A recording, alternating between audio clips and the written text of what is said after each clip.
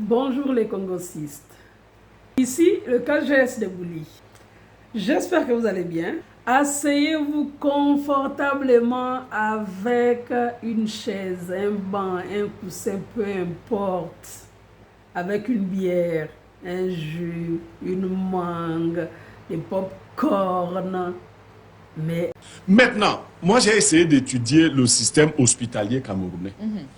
Le médecin camerounais ne peut rien faire pour vous soigner à l'hôpital. On désigne le mauvais bourreau. Vous comprenez?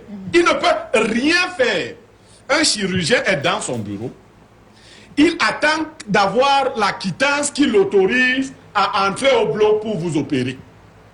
Un chirurgien ne peut pas voir quelqu'un qui arrive, il dit non, je ne peux pas accepter ça, mettez-le au bloc, donnez-moi ceci, donnez-moi cela, je vais opérer. Jamais. Vous prenez ces engagements, vous payez de votre poche. D'ailleurs, on ne vous donne même pas avant. Hein. C'est-à-dire le médecin ne peut pas aller à la propharmacie de l'hôpital, demander qu'on lui donne les éléments de soins pour commencer les soins. Non. Tu arrives, la fille qui est là-bas n'est pas médecin. Elle est envoyée par un autre corps. Elle ne connaît pas les gens. Elle connaît l'argent. Tout ce qu'on peut faire comme faveur au médecin, c'est que lui ne s'aligne pas. Il passe donc devant. C'est nous-mêmes les citoyens qui disons que non, comme docteur est venu là, certainement il a un malade grave. Il passe. Tu te mets là devant, tu payes. Parce que dans sa caisse, tout le monde paye. L'instruction vient du directeur de l'hôpital, qui lui-même reçoit l'instruction en haut et ainsi de suite. Vous allez voir des fois le ministre de la Santé dire qu'il prend en charge tel malade. C'est un dysfonctionnement de notre système sanitaire général. Et il faut donc proposer d'autres moyens de résoudre le problème. Il faut que des assurances sérieuses travaillent, que l'État s'organise. On nous avait dit, vous n'étiez pas encore né, qu'on aurait la santé pour tous en l'an 2000. Toi, tu n'étais pas né quand on nous disait. J'étais déjà né, mais j'étais... Non, quand on nous chantait ça, tu n'étais pas né. Parce que quand nous, on attendait l'an 2000, hein, on savait qu'en l'an 2000, même si tu veux, tu tombes malade 15 fois par jour. Parce qu'en l'an 2000, les gars là croyaient que l'an 2000 n'allait pas arriver. Comme ils nous parlent de 2035, c'est vrai que la plupart savent qu'ils ne seront plus là en 2035. Mais même à leurs enfants, on va poser la question. Donc, santé pour tous en l'an 2000, rien n'a été fait pour qu'il y ait la santé pour tous.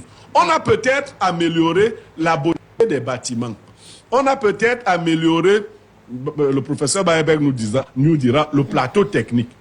Mais on n'a ni amélioré la condition du personnel soignant, ni la qualité de l'accueil des malades. L'accueil des malades n'est pas comme l'accueil au restaurant ou bien à l'hôtel. L'accueil des malades signifie la prise en charge. Humaniser les soins. Voilà. Quand on voit comment ça se passe.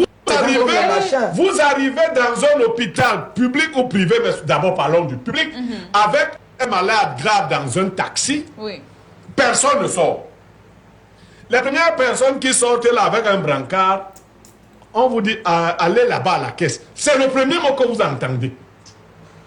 Et si vous ne pouvez pas aller du côté de la caisse, j'ai vu dans l'un des plus grands hôpitaux de Yaoundé, j'étais tenu là, le malade est arrivé, les discussions ont duré une trentaine de minutes, le malade était dans le taxi, la famille l'a fait sortir.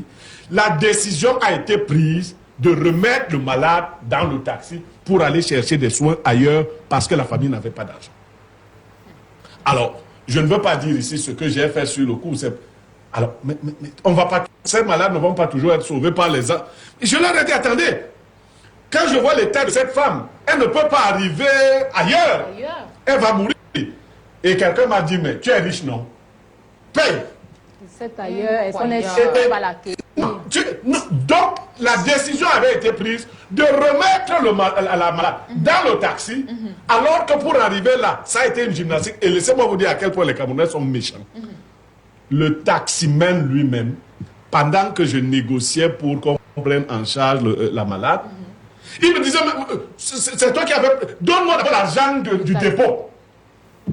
Bon, je voulais lui dire qu'il n'y a pas un peu d'humanisme chez toi. Il m'a dit que ce n'est pas son problème.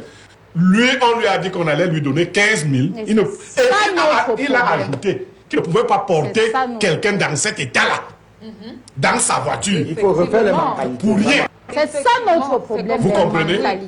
J'ai été obligé de le libérer parce qu'il avait exigé. Il voulait même confisquer le malade. Ah bon? Oui, j'ai... Confisquer pour faire quoi avec? On lui donne d'abord ses 15 000. La famille aussi avait... Sinon, le malade ne sort pas de la voiture. Je veux que vous voyez tout le Cameroun. Le taximan dit qu'il n'est pas dans vos affaires.